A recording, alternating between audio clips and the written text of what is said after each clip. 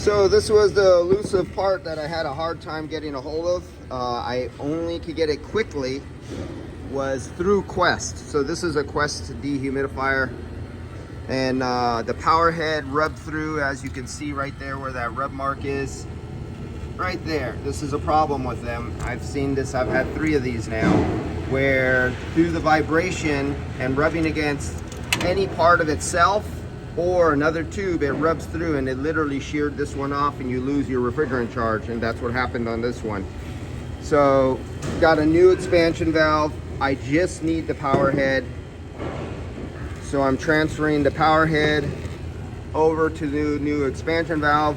Remember to put a little tiny bead of nylog right on the surface because it has to seal. Now if you look really carefully, you see a shiny part. See that little shiny ring right there? That is the contact surface. That is the only thing that is sealing the refrigerant from leaking. You see that little shine that I'm rotating as I go around? That is the only contact area, nothing else. So that is where you just need to put a little dab of nylog, no adhesive, none of that blue leak lock crap. And if you look inside here, you can see the impression where it hit. You can see a little shine. Brass is like copper. It's very, very soft and malleable. And when you smash them together, they deform and become a perfect gasket all by themselves. So that's what's going on here. I removed this head off of this so I could replace this one that you can see right there where it's broken. Right there where it's broken. Get it back. Come on. My finger back there we go, where it's broken right there. So I'll take this one off, put that back in its place, recharge the unit, and we'll be good to go. But yeah, this is a pattern problem with the Quest.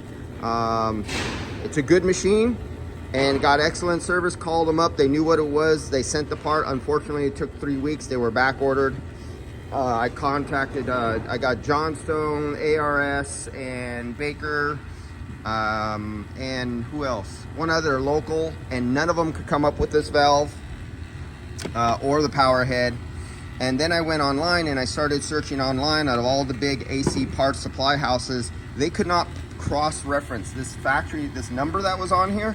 They could not cross-reference that number that is right there. Nobody can find that number. Nobody was able to cross-reference that number. And there's a QR code, but I couldn't get that to match with anything. And there's some other numbers. But yeah, that one came up with a dead search. So we were forced to wait 3 weeks.